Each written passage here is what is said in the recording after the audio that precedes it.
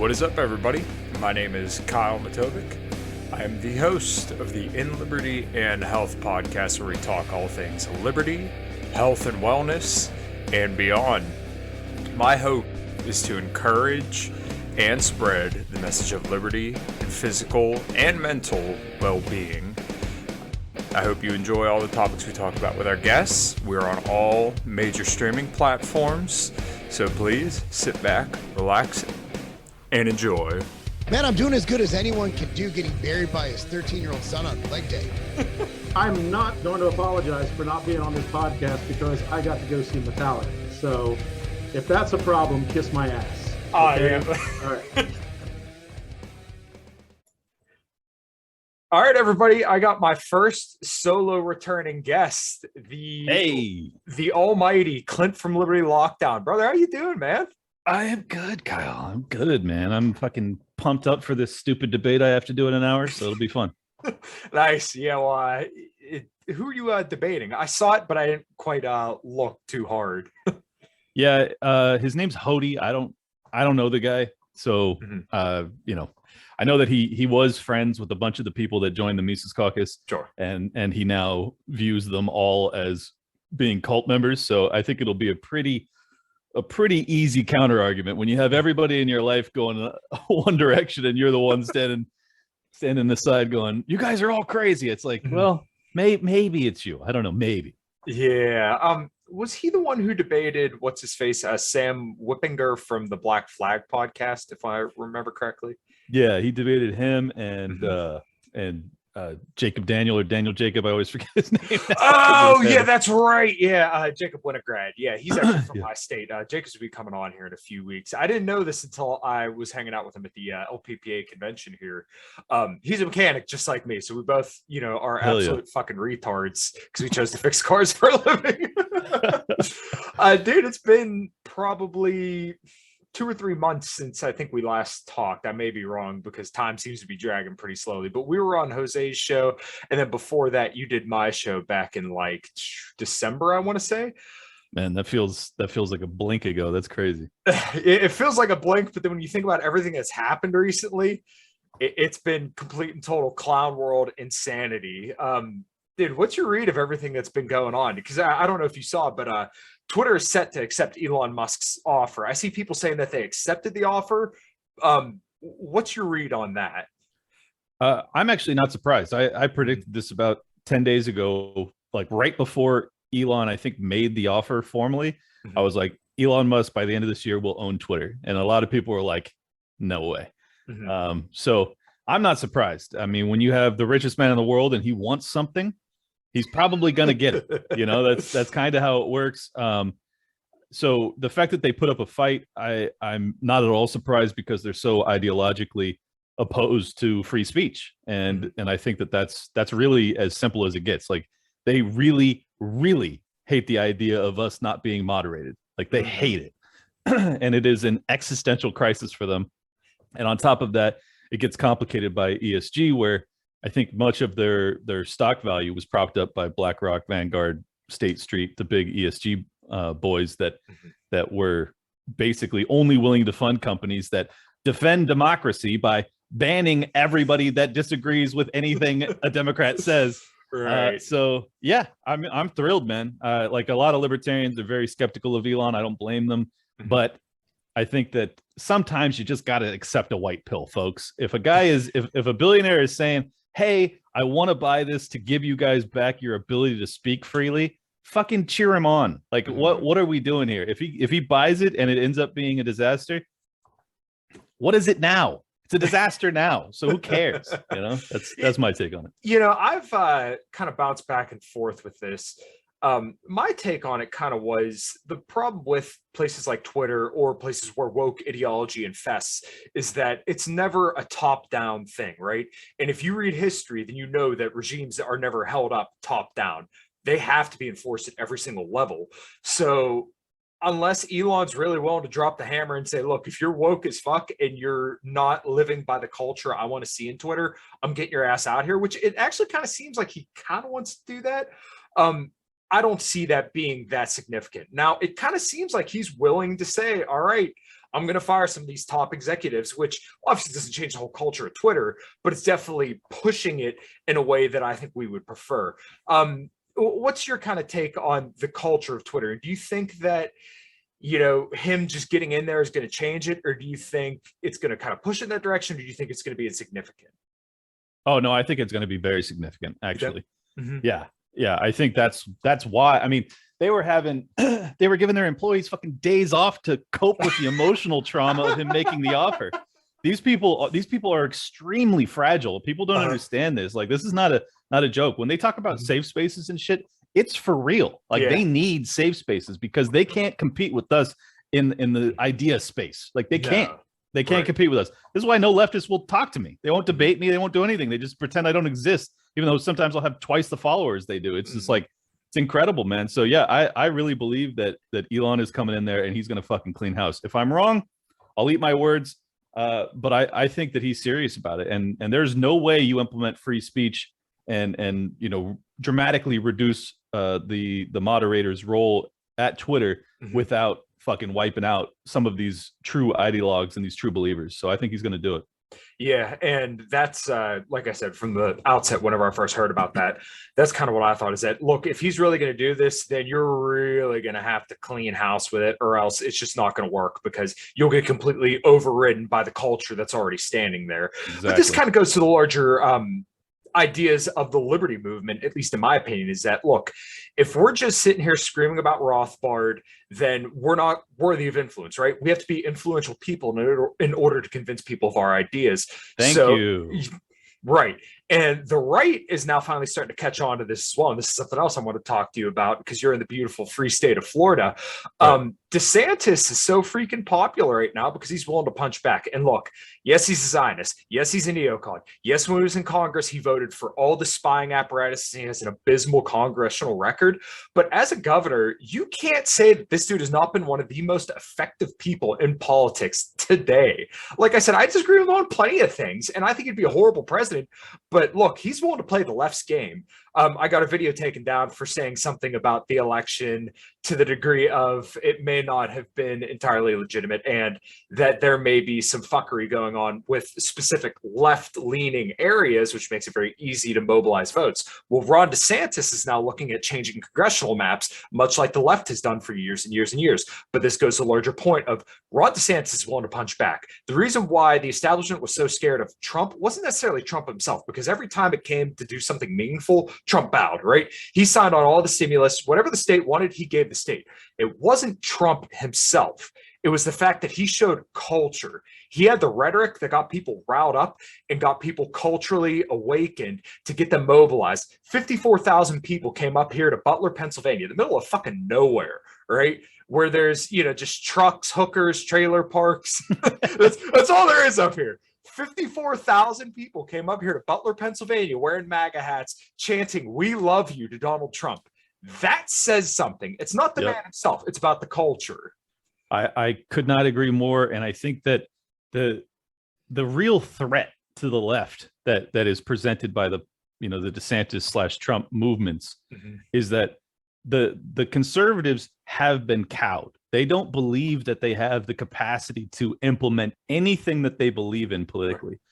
And if you can get them to believe again, well, then they're dangerous again. Right. And they haven't been dangerous for a long time. So I think that's the primary reason I like Ron DeSantis, is because, all my disagreements with the Republican side, put it aside, they do defend free speech and gun rights and things like that much better than the left does nowadays. And they're more anti-war. So, like, if I have to pick my poison, it's a very easy decision for me. I'm going to choose the right wing, like right now. That's historically, it hasn't always been that way. In the early 2000s, I felt the complete opposite. But I'm just rolling with the times here. Like, the right wing represents liberty better than the left. That's just a fucking fact. And I don't know how any libertarian doesn't see that. I still see people absolutely losing their minds about what DeSantis is doing, saying that he's suppressing Disney's free speech. And you caught that too? Yeah. Oh, I see it all over the place. I mean, and people are furious with me. I had someone fucking leave me a 1-star review on Apple Podcasts just yesterday because I'm a populist, and I'm inconsistent, is what they said. Well, let me clarify some things for your audience. I am a populist. I am absolutely a populist. I believe that we should be bringing our ideas to the masses, to the common man. Mm-hmm. We exist under a technocratic totalitarian rule right now. And what does that mean? What does that amount to? It means that you have a ruling elite and you have everybody else. I want to reach the everybody else. That's a populist. So right. I don't even understand how that's a fucking insult. It seems crazy to me that we're not going to ride the populist wave and try and make, get some things accomplished during this period. We have been oppressed terribly for the past 24 months, moreover my entire life. So yeah, I'm going to use populism. I'm going to use whatever mechanism I have. And that includes the state at times to defend myself. Just as I moved to Florida instead of living in California during lockdowns, it was because I'm using the state to defend myself. I think it's just a bizarre perspective from the libertarian community. And I am dying to debate this with some people. So if you have any pushback, feel free. Oh no, dude, no way. You're not going to get any from me.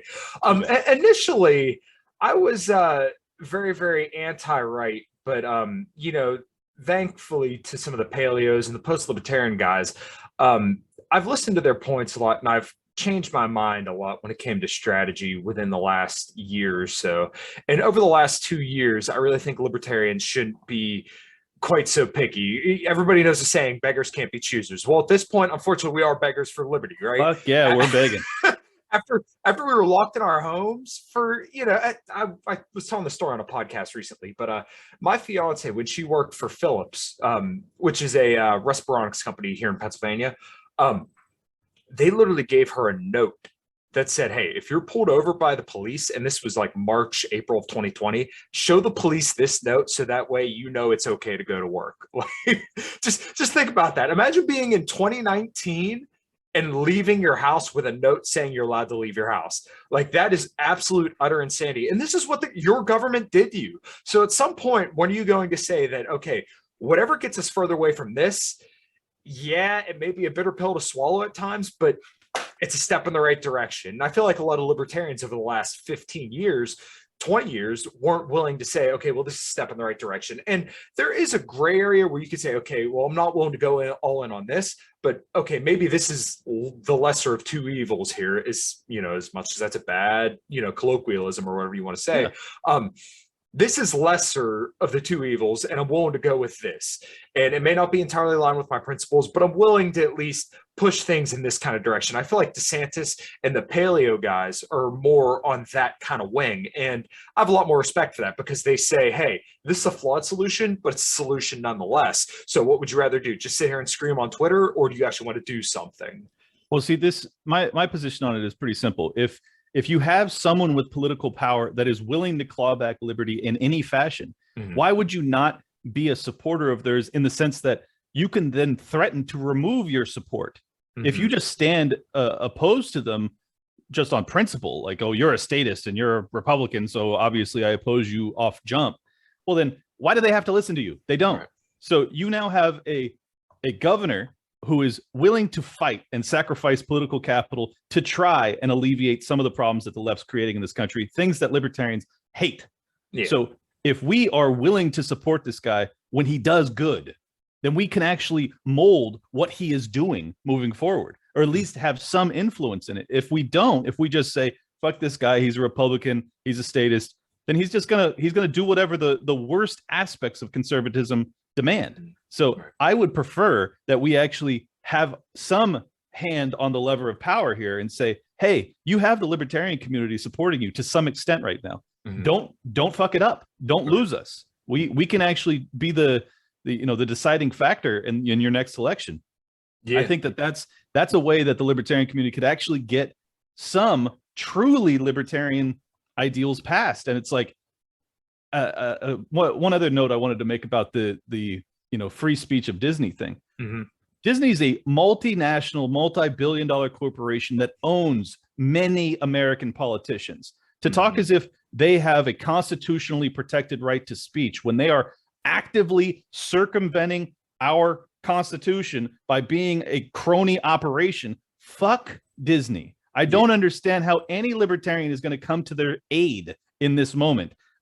On top of that, they are throwing their hat into the ring in a really fucking crazy topic, which is trying to get 5 to 8 year olds to learn about, transgenderism and all sorts of things that should only be taught by the parents at that age at most. At most. You have no reason for teachers to be telling kids about that stuff. It's crazy. These are 8-year-olds at the oldest. These are absolute children. There's no questioning. It's not 16 to 18 or 17 to 19. This is kids, fucking kids. And they're like, yeah, we're going to just teach them about this stuff because we need it to be an inclusive environment for the handful of kids that have gay parents. You don't have to teach them about anything. You shouldn't be talking about your personal life. These teachers are like, how am I supposed to tell them about what I did with my husband this past weekend? I don't want you telling them shit about your life. You're a school teacher and they're children. Leave them alone. Teach them how to read and write and do math. And it's like, that's it. That's your job. When I was a kid, I didn't have a fucking clue what the sexuality of my teacher was. And I was fine with that because I didn't know what sexuality was at that age. I don't even understand how this is a debate. I really don't. And I know it makes me seem as if I'm some like Christian conservative on this stuff, but no, I'm not. It's just like, you're a common sense human being. Yeah. Jesus Christ. Like, what the fuck is wrong with people? How, if anything, adults, the parents of said children can teach their kids about sexuality if they feel so inclined. But look, kids, when it comes to shit like this in public schools, this isn't up for debate, right? They're already getting indoctrinated with so much other bullshit. The last thing we need to start telling them is shit about transgenderism, gay rights, lesbian rights. And look, if you want to chop your dick off, if you want to, play scissor me timbers or whatever, I don't care. Do that. Yep. That's fine. But don't teach fucking kids about that. Kids 100%. Don't need to know because all that does is confuse them. And once again, if the parents want to teach their kids about that, I'm no one to tell anybody how to run their kids' lives. Do I think you should do that to children? Probably not, but it's not my business. But it's once again, it goes back to libertarians wanting to just be right all the time. Oh, well, look, I'm principled. We should just abolish public schools. Okay, well, let's get back to reality here. And it's so frustrating when these people just won't say, all right, well, you know what? I don't agree with, states and governments doing things, but they're protecting children. If there's some collateral damage to just my feelings and principles, I'm willing to set that aside to protect the children. Because, what is our society if we're not willing to go out of the way to protect children of all people? It's like the one thing that I think many libertarians actually agree with is that the state ought to protect kids as long as the state exists. So, I have areas of disagreement with the state when it comes to protecting children and child protective services and removing kids from their homes. And like, there's lots of the state is a very messy tool. And I'm not going to pretend that they're going to deal with this properly, but that's why I don't want them dealing with this topic, period. And it's just, again, I've even seen people arguing that DeSantis is interfering with teachers' free speech. It's like, when you're teaching, you don't have free speech. What are we talking about? You're supposed to teach curriculum. You're supposed to be fired from your job when you tell kids crazy shit. That's like, but they don't do that because of the teachers union. So like, this is what they have to do. Like, I would rather see him break the teachers union, obviously. And I'd rather us go to all privatized or homeschool. Like, these are all preferences, but that's not reality. And as much as I hate to agree with the post-libertarians on anything, but they need to get in reality, in reality here. Like, these children are being traumatized, and many of them are dealing with anxiety and depression in record numbers. We have record suicides. We have record drug overdoses. If you think that this isn't part of it, you're tripping. We have these skyrocketing cases of people thinking that, they're non-binary or whatever. The vast majority of them are not. They're just confused and they're trying to fit in. And that's natural because when you're in high school or middle school, you feel out of place. I felt out of place too. That's just part of growing up. But if you give them an excuse for why they feel out of place, as opposed to just the natural awkwardness of being a middle schooler, well, then they're going to be like, well, maybe I'm gay, maybe I'm bi, maybe I'm trans. It's like, it's just a very unhealthy thing to give kids as an outlet for the natural angst of childhood. And that's not to discount the genuine, transgender children that exist or whatever. I'm sure many of them will actually grow up to be trans. And they probably would have anyways, but we don't need to be encouraging this. It used to be considered a mental health crisis when you had gender dysphoria. I'm not sure that was the proper way of viewing things either, but I certainly don't think that it should be viewed as like, it's not just okay, but it's great. And if you feel for a second that you might be, we're going to encourage you down that path. It's like, no, let people figure this shit out on their own. True. Right. And there have been plenty of cases where children grow up and then they transition as, children, and they regret it later on. So why can we not just say, when they're a little bit more of age, of mind, hey, if you want to learn about it, go ahead. I don't recommend you do this, but there are people that feel this way. But once you're an adult, you could do whatever you want. But as a kid, like, this is off limits. Like, children are not up for debate. Well, and I don't understand how people think that, that there's any good way to advocate for children to be transgender. Like, are you fucking insane? I don't know either. And there's this trend right now over the past 2 years that's really horrifying, in that not only are we willing to test out, and I'll try and be careful with YouTube, but not only are we willing to test out, untested, unknown side effect type of injections, but now we're also willing to consider using hormone blockers and things like that on kids, when that is a big deal. People say, oh, it's reversible. No, excuse me. If you use hormone blockers when someone is going through puberty, that is not fully reversible, not even fucking close, and everybody knows it. So I think that there's once again, the unscientific community has stamped their name on, we are the science here, and it's not fucking accurate. And I'm gonna stand up for these kids, because I think it's wrong what's happening to them, and that's it. If it makes me not a libertarian in some really principled libertarian's eyes, I don't give a fuck. I'm more interested in like saving the culture of this country, because it is fucking crumbling and everybody knows it. Yeah, and it kind of goes to the it's a private company, bro, argument. And this also can kind of tie in with the Elon Musk deal, where, okay, at what point are you willing to say that this is no longer a private company? Twitter has the state constantly on top of them, where they're telling them, you can't do this, you have to kick off these kind of people, these people are terrorists. YouTube at one point, and yeah, you could say the World Health Organization is an NGO, but is it really a non-governmental organization? No. YouTube at one point had said they're going to remove any content that disagrees with the World Health Organization. And to kind of go a little bit further into that, they classified processed meat as a class 2 carcinogen, and just regular old I'm sorry, I have that backwards. Red meat, so just like a steak you'd go to Longhorn Steakhouse and chow down on, they classified that as a class 2 carcinogen, and processed meat, like a hot dog, as a class 1 carcinogen. Think about how ridiculous that is, that's going to give you cancer. But if you disagreed with that, in 2020, YouTube would have removed your content, right? And we know Google, YouTube, Twitter, they're definitely taking public money. They got plenty of shareholders. Once again, at what point is no longer a private company? Same deal with Disney. It's clearly not a private company anymore. So I don't want to hear this fucking argument about, oh, it's a private company, bro. And it's funny, the people that usually say that will crush private companies anytime they get the chance. It's exactly. It's just when there's dissidents involved that they can crush, then they'll stick up for private business rights. It's very disingenuous, and it's very ironic. Yeah, well, and I don't know how many times I have to say this. The left only uses our principles against us when it benefits them. That's it. That's the only time they do it. Otherwise, they don't give a fuck about property rights. They shut down like half of the businesses in this country. Millions of them permanently closed, permanently shuttered because of Democrat governors. Do you think they give a fuck about a business's rights?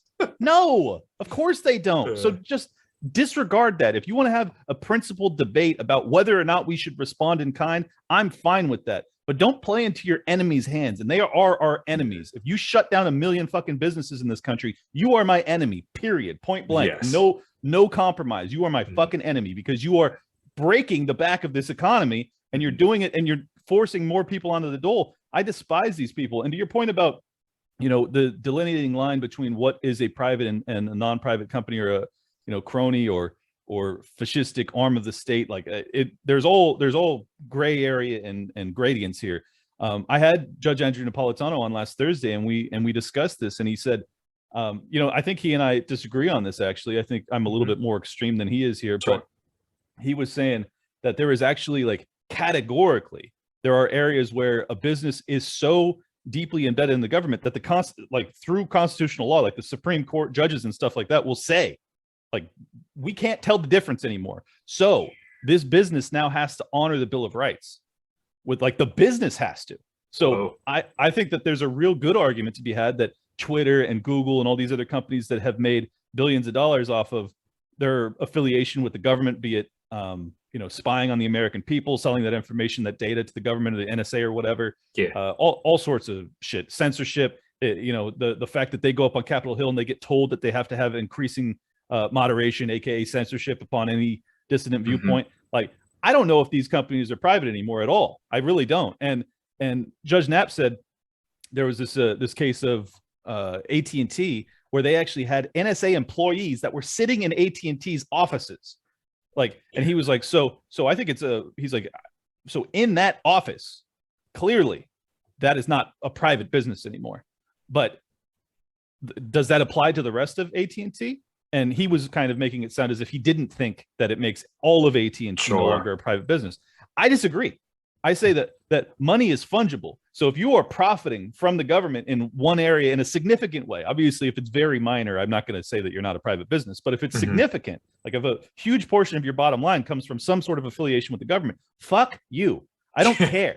I want to get away from that. I want to get away from cronyism. Half the reason people hate capitalism in this country is because they believe that this is capitalism when it isn't. Right. It's fucking so far away from capitalism. So I think that the best stand that the libertarian community could take is, fuck you. If you take money from the government, if you get special treatment from the government, you have no rights. We don't defend you anymore. The libertarians who love capitalism are not going to defend cronyism anymore. Right. I think that is a very powerful stand that we could take that makes sense, that could actually claw back some of our liberty and get us closer to some semblance of actual capitalism.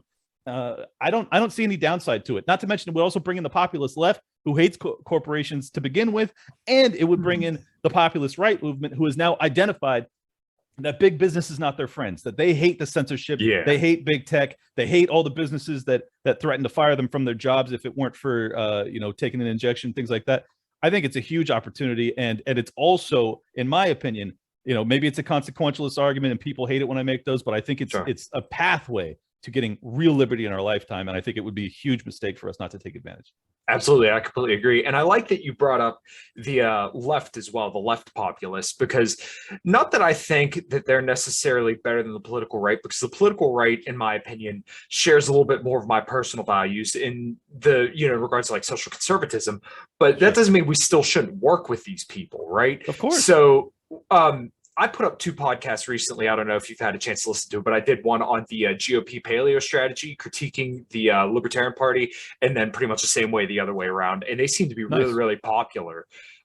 It seems like people are really dying to hear about these conversations about strategy, because every time, Lines of Liberty, anybody posts a debate or topic about strategy, people are just, lining up to listen to these kind of roundtables or these discussions, because I think it's so pertinent to where we are right now. Because once again, beggars cannot be choosers. We have to use the best instruments at our hands to claw back our liberties. So, you've been doing a few speaking engagements for the Libertarian Party. How's it been going for you over the last couple of months? Because it seems like you're hanging out with Eric July, Scott Horton, Dave Smith. How's it been going, man? It's been incredible. I'm doing my second one in Ohio this weekend. I fly out on, Friday, I think. Sure. So I'm thrilled. I've done a bunch via Zoom. I was supposed to be, I think it was Michigan I was supposed to be in, and that flight got canceled. Fuck you, JetBlue. So I missed that one, but this will be my second now officially that's live. The first one went great, man. They cut me from 30 minutes to 15 minutes right before we started, because they were waiting for the regular LP convention to end to try and get Spike Cohen and a bunch of people to come over and watch. And I was the opener, obviously, because when you have Scott Horton, Eric July, and Dave Smith, Clint Russell is definitely the opener on that lineup, because those guys are fucking giants in the game. But it was my first ever live speech, and to have 3 of my icons sitting front row, it was incredible. The sold out place with overflow, 150 people in this like movie theater setup, plus 100 people in the bar and the overflow watching on the live stream. It was incredible, man. I can't even like put it into words. I was nervous as hell. Have all my heroes sitting there to cheer me on, and people, the response from it was great. I mean, people were hooting and hollering when I was done, so it felt good. I'm very grateful for the opportunity, and I really look forward to what I can do with it moving forward. Awesome, man. Yeah, that's great to hear. Kind of the topic the last time you were on was mostly just about optimism because it seems like there's a lot of people fired up about the movement. I'm guessing you kind of felt that when you were speaking. Oh yeah. Yeah. Oh yeah, man. Yeah. I mean, there's like I did 100,000 downloads last month with Liberty Lockdown. Dude, that's but awesome. It doesn't even compare to just having 150 people sit there live, like, Yeah. you have no sense of what it's like to have that many people listening until you actually see human faces. So it really amplified the power of like what we're doing and what we're capable of. Like, I think I better understand why Dave maintains a greater sense of optimism than I do, because he gets to go out and see these people like almost every weekend. When you get offline and you actually see the people in real life and you realize like much of our differences are put aside and we actually, like each other and we can get along. It's a much more optimistic feeling than when you're just in the trenches on Twitter trying to hash shit out. Yeah, unfortunately, Twitter is the most effective medium for libertarians right now because I only started getting back on Twitter when I first started this show back in like October, and I realized how much I hate other libertarians and how much I fucking hate Twitter. But what you said there kind of reminds me of playing music, right? So I've been in this band of Common Crown now for 3 or 4 years, and there is nothing like going in front of over 1,000 people opening for Steel Panther and people just going nuts right after you play a song. Dude. And they may not know your music, but I mean, they're just stoked to be there. I mean, we opened for Firehouse, we opened for Stephen Piercy of Rat, and just people going nuts. I mean, hundreds of people right in your face. So I know exactly what you mean. And this is another thing to kind of tie back to culture as well, is that getting out to these libertarian events and even just doing things outside of libertarian events, getting together with other people and just having that human contact, which was taken away from us in 2020, is so freaking important because it really makes you forget about this dumb argument on Twitter about people getting pissed off about the hobos on a park bench getting physically removed by police. Like nobody cares about that kind of stuff in person. You're just excited to, go do a shot with the dude you've talked to 1.5 million times on Twitter. Well, the really crazy thing is in real life, I think 99% of libertarians, if they saw a cop, politely telling a homeless dude who has a needle hanging out of his arm to get out of the park so that your kid could play, I think 99% of libertarians would be like, I'm good with that. That's fine by me. If they roughed him up, that'd be a different story. But if they were like, hey, you can't be doing this here, this is crazy, I think almost every libertarian in real life would be like, thanks. So I totally agree with you. Real life is completely different from the online shit show. But like you said, people love to see the debates about tactics. What I think they really love to see is just squabbling. They love fighting. They love to see, and I get it. Like I enjoy it too. I like to see, I like to match wits. I like to see if I can actually defeat someone in the idea space in real time, unscripted. Like that's a powerful thing. And I think that libertarians, more than probably any political group on earth, really thrive with that. Like we really love it. And this is why I'm so thrilled to see, hopefully, Dave Smith run for president, is because he does it as well as anybody. I mean, he will absolutely eviscerate his opponents when it comes to any sort of debate. So, God willing, man, I'll be in Reno in whatever May next month, and let's hope that it turns into something beautiful. Yeah, well, and this kind of goes back to the whole Libertarian Party thing as a whole. I had Angela on to talk strategy, critiquing the GOP paleo route, which I've, as I said earlier, become a lot more sympathetic towards. The knowledge and the wit and just how articulate Angela is fucking impressive. Like, I don't think people understand. She is a lot smarter than just the debater and the chairwoman that you're going to see here in less than a month now. She is one smart cookie and she is a badass. So having someone like that running the Libertarian Party, I really think, to kind of throw a bone towards the Libertarian Party, I think the GOP and paleo guys really underestimate what someone like that can do. Because to talk about Trump again, he was very effective at controlling dialogue. Same thing with DeSantis. These right-wing populists have been very effective at controlling dialogue because they're willing to play the game and they're smart on their toes and they can, throw things back at people really quick. When you have someone like a Dave Smith, like an Angela McArdle, that can control the dialogue like that, that's very, very important. That's a real way to get people, a little bit more interested and not make us look like idiots. Like, Yes. I voted for Jo Jorgensen. I donated Jo Jorgensen. She's a good libertarian, right? Yeah. But this Patrick Bet David interview that came out, this was abysmal. This was terrible. This was a person who represented our ideology in 2020. And you want people to continue to consider themselves libertarians? If you look at the comments, dude, it's terrible. People are trashing libertarians. So we need somebody out there who's quick and on their toes, who's able to spit that hot liberty fire when it, when it needs to be said the way it needs to be said. Absolutely. And you don't even have to, like, you can still take the Ron Paul route and be like calm and concise and just the key is passion. Right. Like, it is crystal clear when Ron Paul speaks that he means what he says and he feels it. He feels it inside deeply. People resonate with that. And so, like, you can take two paths, but you can't be weak. You cannot be weak because if you actually believe in what we believe in and you believe it sincerely, it comes through loud. Like it screams. The whole reason Dave Smith is a libertarian is because of Ron Paul's truth telling, but the truth came from inside. Like he could feel it. He didn't even know at the time. I don't think Dave even knew that Ron Paul was right, but he can sense it. He can sense it. And that is what we need to do is when you're awash in lies from the duopoly, if you can stand up there and tell the truth, even people that disagree with you will be able to sense it. And that's what I want. I don't want fucking weak, like doubt-filled candidates. And Jo Jorgensen is filled with doubt. She is. No matter how good of a libertarian people say she is, when she's talking about whether or not she agrees with Dave on immigration. Well, yeah, I think I probably agree with him on most things. Actually, no, I don't. I don't. Maybe I don't agree with him on anything. Actually, I'm not sure. Because of 12 shots, like all this shit. It's just, it's like if you think that the guy who's going to be your your heir apparent that's going to run on your ticket in the next go around, if you think that he actually said something that egregious, before you speak on it at all, go and listen to it. What are you fucking doing? Or if you don't know anything about Dave, which I find very hard to believe, but if you don't know anything, say, I don't really know him, and leave it there. But she didn't do that. She decided to fucking slander him.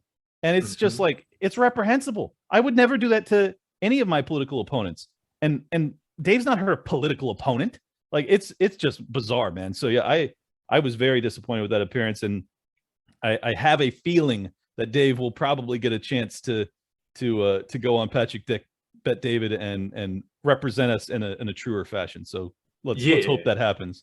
Right, absolutely. And it is terrible to see someone like her knock somebody who's on her side. Like I know who was pretty kind to her, even though she sucked. Right. And even he on his own podcast, he didn't like slam her or anything like that. He was critical of their campaign, but reasonably so. And if anything, she should have said, okay, well, why don't I analyze this whole landscape, right? Dave Smith is getting a lot of people excited. There are people screaming at events where he's at because they're so excited about what he's talking about. Right. What is he doing that I'm not doing? Exactly. And it's like a common life thing that I think a lot of people tend to miss. It's like, hey, if I seem to be getting, booed or nobody's really attracted to my message, what am I doing wrong? It's not what is everybody else doing wrong. It's what am I doing wrong? What that is, right? That's a trait that's a trait of winners. And these people are fucking losers. Exactly. I am dead serious. This sounds really harsh, but I'm telling you guys the truth right now. If you look at someone who's doing better in life than you are, and your immediate reaction isn't to go, how do I do that? Right. But rather, fuck this person, or I'm jealous of this person. That is a loser's mentality. You will never be where that person is if that's how you look at them, ever. And I've been blessed to have formulated my lifestyle and my outlook on life in that fashion. Anytime I see someone who's doing better than me, I am taking notes. Even if I don't love them, I don't have to respect them or anything like that, but I am taking notes. How did they do this? Same thing with looking at DeSantis. If you hate DeSantis, you better fucking be paying attention. You better be looking at what he's doing. Why is he being successful? Why is he standing apart? Like the Libertarian Party, OG, woke version, they don't do that shit at all. They're just like, he's unprincipled. Like that's the extent of their analysis. And I'm like, how about you dig a little deeper? Why aren't we fucking capitalizing on whatever the hell he's doing that's so successful, that's allowing him to have all this political capital to making a national figure. Like, we have to pay attention to this stuff, and if we don't, it's to our own detriment. So I am sick of the loser mentality in the Libertarian Party, and I think that's probably the primary reason I got involved. Is like, I am going to come in here and I'm going to fucking teach these people how to be winners again, because they have been losers for 50 years, and it's inexcusable. We have the best ideology, we have the best thinkers, but we are absolute losers, and I am not going to allow that to persist. Not as long as I'm involved. Like, it has to end. Yeah, dude, I completely agree. And I like that you brought it back to mindset. A lot of people kind of want to give prescription instead of description. So you laid out something very, very beautiful there. And it's something that I've incorporated in my life personally.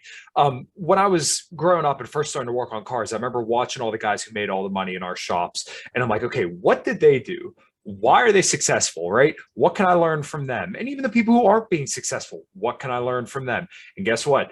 Followed in their footsteps, didn't do exactly what they did, but I followed in their footsteps. I did a lot of what they did. And then lo and behold, it brought me success, right? I'm a 27-year-old dude that owns my house. But look, you retired at what, 40 years old to do your podcast now? 37. How many other libertarians do you know that can say they retired? And a lot of these people that have been so prominent in the Libertarian Party, they're literally, you know exactly what I'm talking about, but they're out there saying, oh, I need money because I've fallen on hard times. Like, why would anybody want to listen to a word you have to say when you're out here with a GoFundMe to pay your fucking rent? And look, everybody falls on hard times. I get it. But like, when it's a constant thing, why should anybody listen to you? But this is the appeal of someone like you, someone like Dave Smith, someone like Eric July. People have irons in the fire where they're just interesting, influential people that, you know, are worthy of listening to. And they're doing shit. I mean, that's really the key. Like, and it's not to say that like someone who has to run a GoFundMe to get themselves off the ground is irredeemable or even a bad person. Like, I'm not even trying to like dismiss these people entirely. I'm just saying, why would I listen to you about how to do something? You know, like no one's going to listen to you. That's just how it works. If you're not a success, why should someone listen to you about how to become one? It's fucking ridiculous. And that's a big problem with our culture, is that we look up to people who haven't done anything with their lives. Like, that's the whole social media, you know, stardom thing. It's like, you can have millions of followers just for being hot and dancing, you know, it's like, and not even dancing well, you know, and God bless if you're hot, like, capitalize on it. I don't give a fuck, but I'm not going to listen to you about how to be a successful business person because you're hot and you have 1 million followers on TikTok. Like, no, that's not how it works. I'm going to listen to someone like, you know, Elon Musk or whatever. Actually, before I forget, I wanted to go back and say, I think there's just to show that I'm being even-handed in my assessment of businesses and whether or not they're private. I don't think that Tesla's a private business. They've taken they've taken way too many subsidies. SpaceX, basically, like, all of his operations have been benefited by government largesse, aka my stolen tax dollars. So, you know, but that doesn't mean that he can't be good as the owner of Twitter, or at least better than Parag Agrawal, who hates me. So, you know, I'm being real about this. Like, Tesla is probably not a private business either, but will he be better as the CEO of Twitter? Yeah, I think so. Yeah, and some people just don't want to accept that, hey, this is actually something good. Yes, obviously, because he makes electric vehicles, he's getting a lot of subsidies from the state because that's what they're pushing, is mostly green energy. And I did a whole podcast on green energy efficiency. I want to say it was episode 59. If everybody's curious about that, check it out. And I kind of debunked a lot of this bullshit surrounding green energy. But to kind of go back to Ron Paul, when you think about the Rudy Giuliani moment, which is one of the like most famous moments in all of political history, especially for, you know, our breed of people, it wasn't necessarily the fact of what he said. It was the fact that he took the stance when it was most unpopular, right? He stood in an arena that absolutely hated his guts in that very moment. And then, as you know, Dave has kind of laid this out before, he said, I sincerely believe, after getting clapped back to a thunderous applause, people hated him. The Republican Party hated him in that moment, but look what it spawned. So yeah, you could say the Ron Paul revolution was a failure because he never got elected, but think about what that spawned. If you look at, you know, just the 10 years out from when that happened, okay, yes, you're right. It's a failure. But okay, what's the exponential growth? Maybe these were seeds planted into the ground that now sprouted the Mises Caucus in the Libertarian 100%. Party, which now will hopefully change political discourse for the better. But once again, the reason why this was so important is because he spoke the truth in the moment when it was very unpopular. And the other moment that people always bring up is the Harry Brown, when will we learn, dated, September 12th of 2001. And Right. that's where we need to be, is the people who are willing to speak the truth when it's unpopular and take the slings and arrows. And that's why those people are so admirable, is because they're willing to take the slings and arrows. The people in the Libertarian Party now, they're not willing to take the slings and arrows from the entire regime and from popular culture. We got to be willing to take it. If you think you're going to end the world's largest honeypot of arms manufacturers and the woke brigade and all these big corporations, do you think they're just going to roll over and take it? No, you're going to get hurt. Well, and do you think that the losers that have, ran the LP for the past 20 years or whatever are going to, take the seat of power from the biggest winners in history? Like, fuck no. Like, you need winners that are going to outcompete these people in the idea space. And I mean, obviously, it's not just about telling the truth, but telling the truth when it's the hardest. Like, that's really key. I mean, just look at my show. I started in May 2020 and I named it Liberty Lockdown. Like, I did it because I knew that there was not enough people that were telling the truth about how insane this was. And I was like, no one's doing it to the extent that I feel is necessary. I'm going to do it. And because of that, my show exploded in popularity. People love it when you are courageous. They love it because it earns respect. If you're gonna try and persuade someone to your political belief system, they have to respect you. And I feel like a lot of the libertarians, they aren't respected. And you lose respect when you start to run cover for these big woke businesses that are crony. And you lose respect from both sides, because the left looks at you as defending the good left looks at you as defending big business, right, which is anathema to them. And then the right looks at you as just being a pushover and being willing to never stand up for yourself. And they're both right. They are both right. It looks like we're standing up for big business, and it looks like we're never going to fight back. Right. And like, unless you're willing to go 1776 with this bitch, you better be willing to use the political apparatus to try and defend yourself. Like, I don't understand this when people are like, well, you can't use statism to fight statism. Like, you're a statist. Okay, well then strap up, Sally. Like, what are we going to do otherwise? I don't understand what the fucking option is. Like, are we just going to allow the left to continue to use the state while we do nothing to defend ourselves? Because if that's your plan, get the fuck out of my face. Like, I don't know. Like, I don't know what to say to you. Like, it's one or the other. We have to fight back. So tell me how, because they don't have an answer. They just go, well, we should abolish public schools. Okay. I agree. But how do we get there? Yeah. What is the vehicle that we're using to get there? It's so ridiculous. But, I tweeted out once that voting libertarian is almost like it's such an infallible position, right? Because you could say, well, if everybody just listened to me, then we'd be in Ancapistan right now. And look, you voted for him, and look what all he did. You got screwed. And once again, this is why I have admiration for some of the paleo guys, is because they're willing to say, hey, I'm going to criticize this guy, but he's not this guy. I don't always agree with it, but once again, it's a solution nonetheless. So at what point, like we were saying earlier, are you willing to say, all right, this is, shit or get? We got to start shitting or get off the pot. We have to do something to start shaping the political discourse in our favor. And I think, once again, this is where the Libertarian Party is going to be very, very useful. Here in Pennsylvania, we've had some small seats won, but, our strength could be that we can primary people, right? And I've heard other people talk about this, but okay, maybe don't run somebody against DeSantis, but if you do, you can say, look, you got to be better on these issues, which as a governor, I really don't have many complaints with him. Now as president, that's a completely different story. Of course.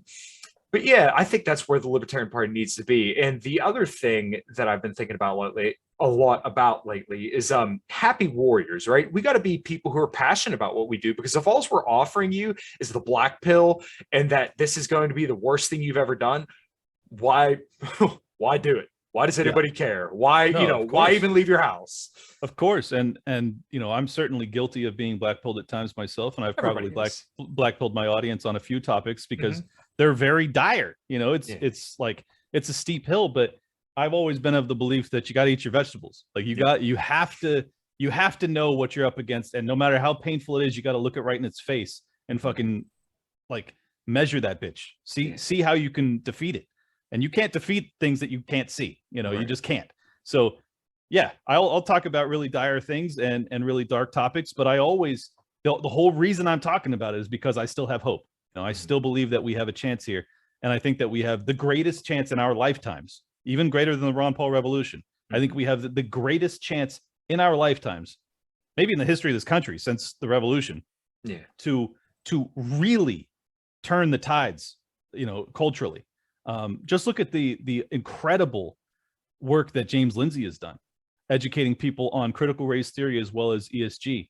And he was responsible. I don't know if people know this, but he is, as far as I can tell, he is totally responsible for the OK Groomer thing, where he just started labeling any company, any person that came out against, the don't say gay bill and all that stuff is OK Groomer. And that's huge because you could, they were writing all sorts of articles, like the left was, like Washington Post and shit. They were like, well, what is this groomer thing that the right keeps calling us? Like, we finally found something that bothers them, and people can say, well, you don't defeat the left by playing the left's game. Wrong. You do defeat the left by playing the left's game. I totally disagree with that. Like, I think that if you're able to put them on the defense for once in my fucking life, that is a huge win. That doesn't now you still have to maintain your principles. Your solutions still need to try and be as liberty minded as humanly possible. But when it comes to tactics, fuck yes, I'm going to use the leftist tactics. Like, I think it's brilliant, and I am really hopeful that the Libertarian Party moving forward will be on the offensive. We'll use some of these tactics that have been successful, like just like I was talking about earlier. If you're getting ran over in some athletic endeavor, you're going to look at your opponent and be like, what is this guy doing to beat my ass? Same thing with the left, man. I've been studying the left like crazy, trying to understand how the fuck did they take over the culture? How did they take over the government, the economy, everything else, the schools, the academia? Like, they've taken over everything, media, everything. If we have to figure out how did they do it?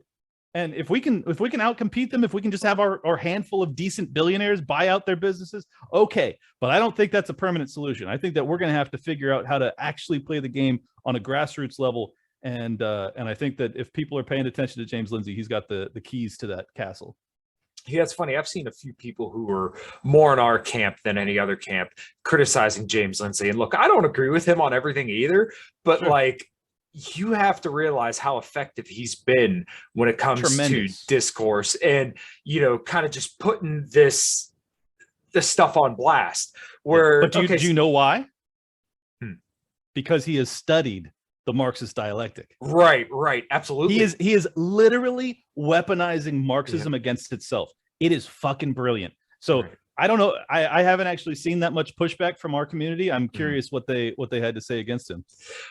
Some people were kind of bashing him because he's an atheist and he kind of bashes against you. I'm sure you know the kind of people I'm talking about. And I don't have any personal problems with these people, but it's kind of like you're throwing out a dude who is a very, very good ally. And like I said, I don't even agree with the dude on everything, but this specifically, that's incredibly effective. And especially when they're trying to push this shit on children and he's like the loudest and most well-informed voice. You want to make an enemy out of that guy? That's insane. We should be doing everything in our power to get James Lindsay affiliated with the Mises Caucus. Like, honest to God, we ought to. And sure, we can disagree with them about religion. I don't really give a fuck. Like, that's not what the Libertarian Party should be about. We're not trying to have the state implement religion, last I checked. So like, why does the Libertarian Party have to be concerned with that? But I don't think we want our culture to just completely degrade. And he's doing an amazing job of course correcting curriculum in public schools, and he's doing it from the sidelines, just from social media and interviews and things like that. That's what Dave's doing too. So I love what he's about, and if anybody is hating on him for not being a pure libertarian, well, good luck. ever succeeding if you're going to hold purity tests to people that are really successful in what they're endeavoring to do. Yeah, and you could gatekeep and you could sit here and say, "Oh, he's not." But once again, we got to take allies where we can get them. Yeah, dude. Yeah, it's so ridiculous how some people can be. Dude, we've been going back and forth for probably about 45, 50 minutes now. I don't want to keep you too long. I got 2 questions I try to ask every single guest. Well, 3. So we'll kind of do these. We'll get rocking and rolling, man. Is there anything else you wanted to hit before we get out of here? No, lay it on me. Cool. What does health look like to you? Coke Zero and a vape. I'm Beautiful.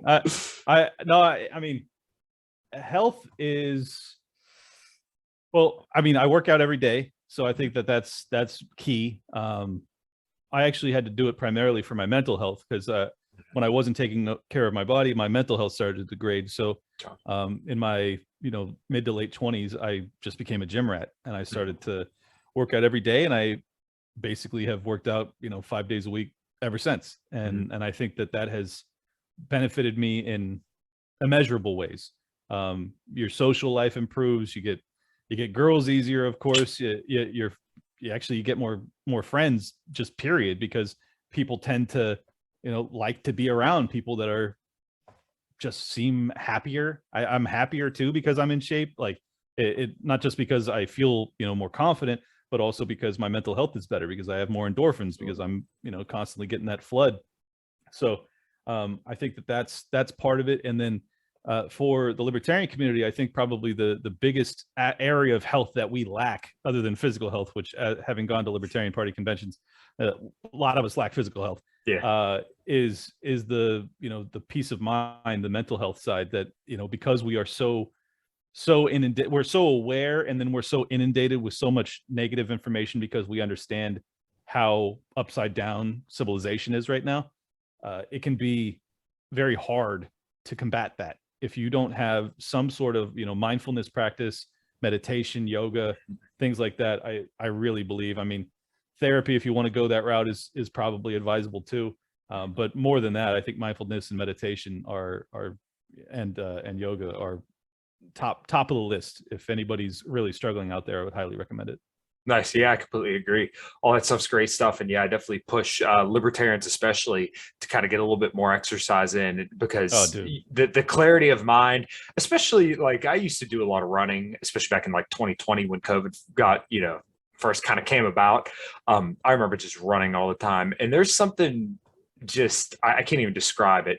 When you're a couple miles out into the woods and it's dead, there's nobody there. It's just you jogging along. There's something incredibly peaceful about it. And I think if a lot of people did stuff like that, it's really cool. And there's also just the incredible feeling every single time I walk up to the deadlift bar with 400 pounds on it and fucking slam that bitch up. There's something just primal about it. It feels incredible. Absolutely. And I think that I think we may have talked about this last time I was on. Maybe that was on with Jose. But the diminishing testosterone in this country is a real problem. And if you're lifting heavy, that's probably not going to be an issue. So absolutely. So I would highly recommend that for any of the libertarian men out there, but also for the women. Like it's great for all of us, and it makes you live longer, makes you happier. I don't see any downside to it, so like why not do it? And it's absolutely, I mean, it may have saved my life. I was in such a dark place in my late 20s, and since then I went on to graduate college, become a millionaire, have a successful podcast. Like like all of this is a product of getting my health in order. So that's kind of square one. Yeah, dude, that's awesome. What does liberty look like to you? That, man. No, I'm just kidding. Liberty is to me, it's just about having to just being autonomous, like being able to decide what I want to do with my life. Certainly there's aspects of respecting others and all sorts of things that come along with that. And I think that's why I like to include some level of moral guidance in libertarianism. Like a lot of people just go, we don't need to be advising people on morality, like that's to them to decide. Well, if your morality degrades into some sort of belief in the state, good luck with maintaining a free society, you know. Right. And so like it's all part and parcel of the same thing. But yeah, it's peace and prosperity. I mean, those are the two things that I'm seeking most, and I think that we're very far away from it in many regards, and it's a product of us getting away from liberty. So I think it kind of proves itself out. Yeah, and I think a lot of that is the byproduct of just comfort for so long, and especially, as we've been kind of hitting on most of the show, 2020, we kind of got proven to be a very, very comfortable country, and hopefully, after these last 2 years, especially, people are kind of jarred out of that and ready to go into action. Yep. Thank God. We need them. Oh, absolutely. Clint, where can everybody find you, brother? At Liberty Lock Pod on Twitter, Liberty Lockdown on YouTube, Spotify, Apple Podcasts, Google Podcasts, everywhere else. And if you're in Ohio, come out and see me speak. That'll be fun. That is this weekend. And anything else? I have Judge Andrew Napolitano on my show every Thursday now, which is a really cool new development. We just did our 3rd episode, and it was great. We talked about the DeSantis Disney thing, and he went into like case law to demonstrate his. I mean, it's just an incredible resource to have. I can't believe it. It's just amazing because I absolutely loved his show on Fox Business back in the day. It was like the first time I got to see a real libertarian on corporate news, and it's just amazing. I'm living the dream, man. So yeah, everybody check me out. Go and subscribe to Liberty Lockdown, and make sure you support Kyle, of course. I try, brother. I really appreciate the love, and dude, it's been awesome having you. You're welcome on here anytime. So, I guess until next time, everybody, make sure you subscribe to Clint. If you need your supplements, check out axandsledge.com, Matovcik 10, Matovcik 10 for a little discount on your supplements, get you all jacked and tan. And Clint, if you got anything else, we'll get out of here. Only thing I would say is you need to change that promo code to Kyle, bro. Your last name's too hard to spell. I know. Well, that's why I got to spell it out for everybody. I know it's fucked up, but I always try to put it in all the show notes and everything. Yeah, I know. Us goddamn Polacks. Yeah. All right. I go by my middle name because my last name's too hard to pronounce. So I feel you. Yeah, dude, no problem. All right, everybody, rock and roll.